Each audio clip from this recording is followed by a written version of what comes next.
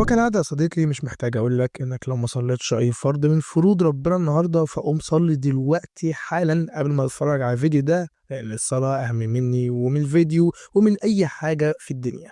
شايف جاهز؟ طب صلي على النبي ويلا بينا. بس قبل ما يلا بينا، لو أنت مش عامل اشتراك انزل اعمل اشتراك. مستني إيه؟ في أكتر من 60% منكم بيتفرج على الفيديوهات ومش بيعمل اشتراك، مش بيعمل لايك، مش بيعمل تعليق. الصراحة يعني حاجة محبطة شوية، فاعمل لايك، اعمل اشتراك، اعمل تعليق، مش هتخسر حاجة. يلا بينا. بيبدأ فيلمنا يا صديقي النهاردة مع بنت اسمها سام اللي بتكون في المكتبة حاليا مع صاحبتها لورا وصاحبتها التانية كيارا. وقتها لورا بتسأل سام عن بحيرة كده في القرية اللي هي اتولدت فيها، لكن سام بتسكت وما بتردش عليها. فبتقول لها لورا ان البحيرة دي بيتقال عنها أسطورة معينة من ايام الهنود الحمر، وتعرفها ان الهنود الحمر دول كانوا بيعملوا طقوس عند البحيرة دي، وكانوا مانعين اي حد ان هو ينزل في المية بتاعت البحيرة. وبتقول لها كمان ان لو اي حد قرب ناحية البحيرة دي الهنود الحمر كانوا بيخلصوا عليه. بس غريب بقى ان في ناس خلفت الاسطوره دي وبقت تنزل في ميه البحيره عادي، وده لانهم سمعوا عنها ان هي بتمنح اي حد بينزل فيها الشباب الابدي، يعني يبقى شاب لحد اخر يوم في عمره. فبتتدخل كيارا في الكلام وبتقول ان هي نفسها تروح البحيره دي، ولكن سام بتقول لها ان دي مجرد اسطوره، المفروض يعني ان هي ما تصدقش كلام زي كده. بعدها بينتهي بينا مشهد البحيره نفسها، وبنشوف واحد من سكان القريه اللي حواليها واللي اسمه انتوني بيكون قاعد في بيته، وبيجي المساعد بتاعه اللي اسمه ماركو وبيقول له ان كوكب الزهره هيتحد مع كوكب المريخ والقمر، وده معناه ان البحيره هتكون هاديه. وبيظهر وقتها ان انتوني ده من الهنود الحمر يا صديقي، وهو زعيم سكان القريه الاصليين، لانه بيتكلم مع ماركو عن طقوس معينه هتتعمل عند البحيره، وشكلهم كده ناويين يقدموا قرابين لحاجه مجهوله جوه ميه البحيره دي. انا عارف ان انت لسه مش فاهم قوي، بس صدقني هتفهم قدام. المهم يعني بنرجع لسام حاليا اللي بيكون قاعده في البيت، وبيجي لها رساله من المحامي بخصوص بيت اهلها اللي في القريه، ودي بالمناسبه يعني نفس القريه اللي فيها البحيره اللي اتكلمنا عنها من شويه. اما يعني سام بتقول لصاحبتها كيارا ان المحامي بيطلب منها ان هي تروح تقعد في البيت فتره كده، يعني عشان مجلس القريه هيحط ايده على البيت لانه مهجور بقاله فتره طويله. فبتقول لها كيارا ان هي مش شايفه مشكله يعني في كده، ولكن سام بتعرفها ان هي مش هتقدر تقعد في البيت ده لان هي عندها ذكريات وحشه جدا في البيت وفي القريه كلها. نعرف وقتها ان عيلة سام كلهم ماتوا في حادثة عربية في القرية دي، ده غير ان عمها اللي اسمه خوان مات هو كمان بعد ما عاش في البيت بتاعهم فترة مش طويلة. المهم يعني تاني يوم كيارا بتقدر تقنع سام ان هي ما تفرطش في البيت لان ابوها تعب فيه جدا، واكيد هو كان ناوي يسيبه لها تعيش فيه، وحرام يعني تخسر بيت زي ده. وبتقترح عليها ان هي واصحابها يطلعوا رحلة للبيت ده ويقعدوا معاها هناك كام يوم، فبتقتنع سام بكلامها وبتوافق. تاني يوم بقى بنشوف سام مع اصحابها جابي ولوبي ولورا وكيارا، وبيكونوا راكبين العربيه وبيتحركوا كلهم في طريقهم للقريه. وهناك بيقفوا عند بنزينه كده، بتكون جابي مفكره ان البنزينه دي فيها كافيه عشان يعني نفسها تشرب حاجه ساقعه وتروق على نفسها. لكن فجأة بيظهر أنتوني من العدم وبيقول لها إن هم قافلين النهاردة لأن الأيام دي أيام عطلة رسمية في القرية كلها، وبينصحها إن هي تاخد أصحابها ويمشوا من القرية. هنا جابي بتتوتر جدا لأن أنتوني بيكلمها بطريقة مخيفة، وبترجع تركب العربية بسرعة وبتحكي لأصحابها عنه. فجأة بيلاقوه ظهر كده قدام العربية، وفي اللحظة دي سام بتفتكر ذكرى قديمة ليها هي شافت فيها أنتوني، وساعتها بيبان عليها التوتر ولكن بتسكت وما بتتكلمش. أما كيارا فبتمشي بالعربية بسرعة من قدام أنتوني، وبعد شوية وقت بيوصلوا لبيت سام في القرية، وبيكون عاجبهم منظر الأشجار والنباتات اللي حوالين البيت. وبالليل كيارا بتروح تجيب الجاكيت بتاعها من العربية، بس فجأة بتسمع صوت جاي من كوخ كده قريب جنب البيت، فبتمشي ورا مصدر الصوت ده وبتبص من بين الخشب، ولكن بيظهر شخص لابس اسود وبيضربها وبيغمى عليها. بعدها بنشوف انتوني وحواليه مجموعه من الناس واقفين كده حوالين ترابيزه ولابسين لبس اسود شكله غريب، وده نفس اللبس اللي كان لابسه الراجل اللي ضرب كيارا. المهم ان انتوني واللي معاه بيعملوا طقوس غريبه زيهم. في الوقت ده اصحاب كيارا بيدوروا عليها حوالين البيت، وده لان هي لسه ما رجعتش، ومع انهم بيشوفوا الكشاف بتاعها وقع على الارض، ولكن بيفتكروا ان ده مقلب منها لان هي متعوده يعني تعمل مقالب فيهم وتخضهم كده. فبيفضلوا يندهوا عليها ولما ما بتردش بيقرروا ان هم يرجعوا البيت، وبيكونوا لسه فاكرين انها عامله فيهم مقلب، ولكن جوه البيت بيكتشفوا ان مفيش كهرباء، وده بسبب ان فواتير الكهرباء يا صديقي ما اتدفعتش بقالها كتير. المهم يعني اصحاب سام بيقرروا ان هم يركبوا العربيه ويدوروا على كيارا حوالين البيت لانهم مش هينفع يباتوا في الضلمه. فبتقول لهم سام ان كيارا هي اللي معاها مفاتيح العربيه، فبيتضايقوا جدا وبيضطروا يستنوها لحد لما ترجع. ولكن سام بتفتكر ورشه عمها اخوان لانه كان عايش في البيت ده بعد ابوها وامها ما ماتوا، وبتروح تدور في الورشه على مولد الكهرباء وفعلا بتلاقيه. في اللحظه دي بنشوف كيارا وهي خارجه من مكان غريب كده، وهي بتمشي على ايديها ورجليها لانها مصابه جامد، ولكن بيجي الشخص اللي ضربها قبل كده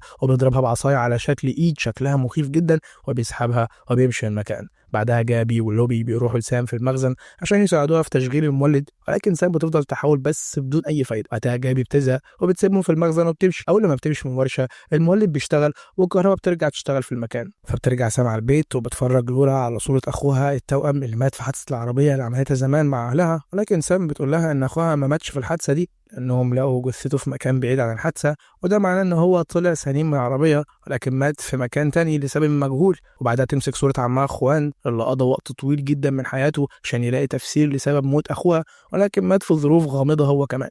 وقتها بتلاقي مذكرات عمها قدامها فبتفتحها وبيلفت نظرها حاجه مهمه عن البحيره، لان عمها كاتب ان في واحده من سكان القريه راحت عند البحيره بس ظهر لها انتوني من العدم، وقتها اتخضت وخافت منه جدا. المشكله ان عم سام كاتب في مذكراته ان الست دي اختفت وبطلت تروح تتكلم معاه، ولما قلق عليها وراح يخبط على بيتها ما حدش كان بيفتحه. وللاسف عم سام ما بيكونش كاتب اي حاجه تاني في النوتة. هنا سام بتبدأ تربط الأمور ببعضها وبتقول إن عمها كان قرب خلاص يعرف سبب موت أخوها ولكنه خسر حياته عشان هو بيدور ورا اللغز ده. أما أصحابها فبيعرفوا إن أنتوني هو نفسه الشخص اللي قابلوه في البنزينة، وكلهم بيشكوا إن أنتوني ده وراه حكاية مرعبة، ولكن في المجمل يعني مش بيشغلوا بالهم. وبتسيب سام النوتة في مكانها وبيخرجوا من الأوضة خالص. بعدها بيفتكروا إن صاحبتهم كيارا لسه مختفية وبيفضلوا يسألوا هي بتعمل إيه طول الوقت ده ومع مين، ولكن سام بتيجي وبتقول لهم ان هم عندهم مشكله، ده لان البنزين اللي في المولد هيخلص كمان ساعه وده وقت مش كفايه لان هم لسه في اول الليل. فبتقترح عليهم سام انهم يروحوا يشتروا بنزين من القريه، فبتطلب من واحده منهم تيجي معاه وبتعرفهم ان القريه مش بعيده، خصوصا يعني لو مشوا من الطريق المختصر اللي جنب البحيره. وعشان تشجعهم بتقول لهم ان هي متوقعه ان قياره اتعرفت على شاب وراحت تسهر في اي حاله من الموجودين في القريه، ودي فرصه كويسه عشان يدوروا عليها هناك بالمره. المهم يعني ان البنات بيكونوا خايفين محدش فيهم بيوافق يروح معاها، فبتروح سام لوحدها وفي النهايه بتوصل البنزينه ولكن ما بتلاقيش فيها بنزين. وساعتها بتلاقي خرطوم مرمي على الارض قدامها فبتاخده وبتفتح تانك عربيه راكنه في البنزينه كده عشان تاخد منها شويه بنزين. هنسيبها بقى لحد لما تخلص اللي هي بتعمله، وبنرجع لجابي حاليا اللي بيكون قلقت خالص على كيارا. بتروح تدور عليها حوالين البيت ولكن واثناء ما هي ماشيه بتلاقي نقط دم بتنزل على دماغها من الشجره اللي هي واقفه تحتها. لما بتبص فوق منها بتترعب وبتطلع تجري، وده لان جثه كيارا بتكون متعلقه على الشجره دي. وبترجع جابي لاصحابها وبتحكي لهم عن اللي هي شافته وهي مرعوبه ومنهاره، وبتجري على الابواب والشبابيك وبتقفلها كلها. وطبعا لوبي لورا بيموتوا من الرعب لما بيعرفوا منها اللي حصل لكيارا. المهم يعني صديقي انهم بيفضلوا يدوروا في البيت على اي مسدس او اي حاجه يستخدموها كسلاح عشان يدافعوا بيها عن نفسهم لو المجرم اللي قتل كيارا ده هجم عليهم. ولما بيدخلوا اوضه من اوض البيت بيلاقوا صوره قديمه لانتوني بتعلق على الحيط جنب صوره اوراق كتير بتشرح حاجه اسمها الكسوف الساكن. والظاهرة دي معناها هو اصطفاف كوكب المريخ والزهرة مع كوكب القمر في صف واحد، والظاهرة دي بتحصل كل 11 سنة. هنا لورا بتقول لجابي إن شعب الهنود الحمر كانوا بيعتقدوا إن ده شيء مقدس وباين ميعاد الطقس ده هو الليلة دي، وبيظهر إن جابي عندها معلومات عن البحيرة دي والطقوس اللي بتتعمل فيها، ده غير إن هي تعرف الوحش اللي بيخرج منها واللي بيكون اسمه وحش الكاشومي. بس يا صديقي بعد ما عرفنا قصة البحيرة دي بنعرف كمان إن جابي ولوبي ما بيلاقوش أي أسلحة في المكان، فبيضطروا إنهم يخلوا معاهم سكينة مطبخ صغيرة كده عشان يدافعوا بيها عن نفسهم. وقتها لوبي بتتريق عليهم وبتقول لهم إن هي دي اللي هتوقف المجرم اللي قتل كيارا، لكن محدش فيهم بيرد عليها.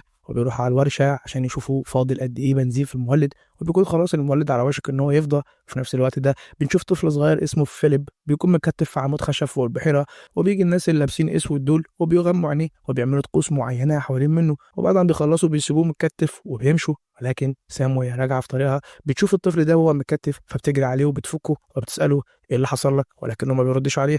فبيقول لها يلا نمشي من هنا بسرعة قبل ما الوحش اللي اسمه كاشومي ده يجي. فبتحاول تعرف منه اي حاجة تانية ولكنه ما بيردش عليها وبياخدها وبيجروا. وقتها بنشوف حاجة كده مجهولة بتتحرك تحت المية لحد لما بتوصل للسطح ولكن ما بيبانش ايه هي.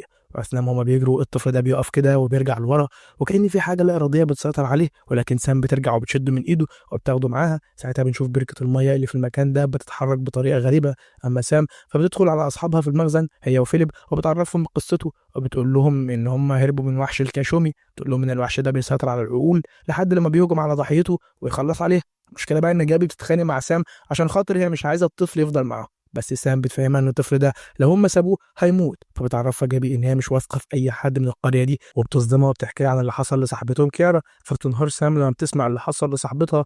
هنا جابي بتقول لها ان وحش الكشومي ده هيفضل يطارد فيليب لحد لما يوصل له ويخلص عليه، فبلاش هم يكونوا معاه عشان ما فيش واحده منهم تتاذى. فتسالها سام هي تعرف منين ان الوحش الكشومي ده لو اخد فيليب هيكتفي بيه ومش هيهجم عليهم هم كمان. وبتنهي الكلام معاها بقى وبتقول لها ان الطفل ده هيفضل موجود معانا، وبتسيبها وبتمشي. المهم يعني يا صديقي جابي بتهدى وبتدخل تقعد مع اصحابها. ساعتها لورا بتوري سام صندوق كده وبتقول لها انهم لقوه لما كانوا بيدوروا على سلاح عشان يعني يدافعوا بيه عن نفسهم. فبتفتح لورا الصندوق ده وبتلاقي جواها دميه بيكون جواها كارت ميموري، فبيحطوا الكارت ده في واحد من التليفونات اللي معاهم، وبيظهر ان عليه رساله لسام من عمها خوان. وبيقول خوان في رسالته ان هو فضل يدور ورا جريمه قتل اخوها لحد لما عرف ان انتوني هو اللي خطفه وقدمه قربان لوحش كاشومي. ولما خوان راح يتكلم مع انتوني وهدده بان هو هيبلغ الشرطه، انتوني فضل يتريق عليه وقال له ما حدش هيصدقك. وبيقول خوان في نهايه الرساله دي ان هو حاليا بيلم حاجته وبيمشي، ولكن لو مات فاكيد انتوني هيكون هو اللي قتله. وبيقول لسام ان هي لازم تبيع البيت ده وما ترجعش للقريه دي تاني. سام بتتوتر جدا جدا لما بتسمع الكلام ده.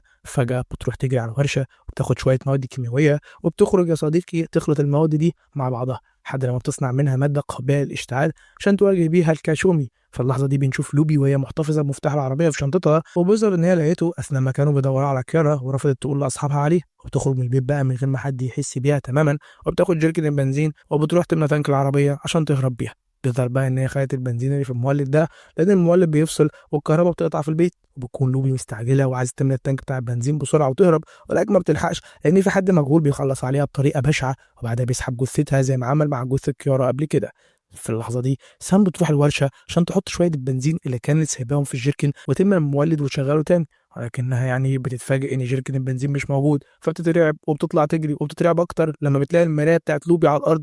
فبتاخدها وبترجع للبيت بسرعه وبتقفل الباب وراها. لما جابي بتعرف باللي حصل لصاحبتهم لوبي بتخمن ان وحش الكاشومي هو اللي عمل كده، وبتقرر ان هم يخرجوا ويهربوا من الوحش ده بسرعه. فبتقول لها سامي ان فيليب مش هيقدر يهرب لانه اكيد يعني سرعته هتكون اقل من سرعتهم. بس جابي بتصمم على رايها وبقرر ان هي تخرج من غيرهم، وبتكون حاطه في دماغها ان هي هتجري اسرع من الوحش على امل ان هي تروح تجيب الشرطه وتيجي.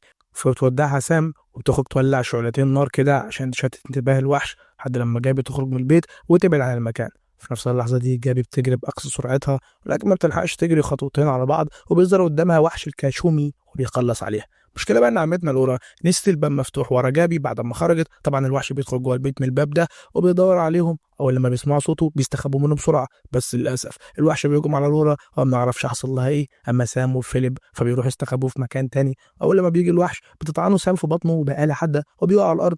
تاخد فيليب وبيهربوا من البيت بسرعه، بس وحش الكاشومي بيخرج وراهم وبيطاردهم. هنا سام بتستخدم الماده اللي هي صنعتها وبتولع في طرف حبل كده وبترميه على الوحش، وده بيشتت انتباهه. وبتستغل سام الفرصه وبتهجم عليه بآلة حاده مره كمان وبتطير رقبته. بس كده هو بيخلص من الوحش ده للابد. بس المشكله هنا ان اول ما بيطلع النهار سام بتلاقي انتوني وجماعته قدامها وبيطلب منها انتوني ان هي تسلمه في فيليب، لكن هي بترفض وبتقول له خلاص وحش الكاشومي مات. فبيقول لها انتوني ان اللي مات ده مش الكاشومي، ده واحد من اتباعه عادي، بيعرفها انهم لازم يقدموا قربان الليله دي قبل ما الكاشومي الحقيقي يظهر. لكن هي بتكون عارفه انه بيكذب عليها وبتاخد فيليب وبتجري منهم باقصى سرعتها لحد لما بتيجي لورا بالعربيه وبيركبوا معاها وبيهربوا من المكان بسرعه. وفي العربيه سام بتسال لورا هي ازاي انقذت نفسها من وحش الكاشومي، لكن لورا بتكون متوتره جدا واكيد بسبب اللي حصل لها يعني واللي احنا ما نعرفوش، وبتقول لها ما تساليش سيبيني في اللي انا فيه. المهم يعني بعد فتره بنشوف سام مع فيليب وهم بيطلعوا فوق مكان عالي كده وبيكونوا مستمتعين بعد ما انتصروا على وحش الكاشومي، وبظن فيليب هيعوض سام عن غياب اخوها التوأم اللي مات في الحادثه. لحد هنا بينتهي الفيلم مش عارف اقول عليه ايه. طب يا صديقي انا ايه اللي خص الفيلم ده مع انه فيلم بالنسبه لي سيء، وده عشان اقول لك قد ايه الصراحه يعني الافلام الفتره دي بقت سيئه وتاخد تقييم كويس. يعني هو واخد تقييم 4.5 من 10 تقريبا على IMDb، وده تقييم كويس على فكره. يعني بالنسبه لفيلم رعب تقييم كويس. في افلام جايبه 4.5 احسن منه بكتير جدا جدا جدا. مش عارف ازاي فيلم زي ده ياخد 4.5. فيلم عبيط يعني. انت عمال تشوقني الحاجه وفي الاخر الحاجه دي ظهرت كده وفي الاخر شكرا ايه ده فاهم؟ يعني كان نفسي يطلع الوحش فعلا الكاشومي ده يكون واحد من رجالة أنتوني في الآخر، ويبقى لسه وحش الكاشومي موجود فعلا تحت البحيرة ويطلع بقى ويبدأ الفيلم بجد. لكن اللي حصل ده بجد منتهى العبث، يعني ده من أسوأ أفلام السنة الصراحة يعني. فتقييم للفيلم هو 3/10. ما تنساش أصدق إنك تعمل لايك، اشترك في القناة، وتفعل الجرس عشان توصلك كل جديد. نشوفكم في الفيديو الجاي، يلا سلام.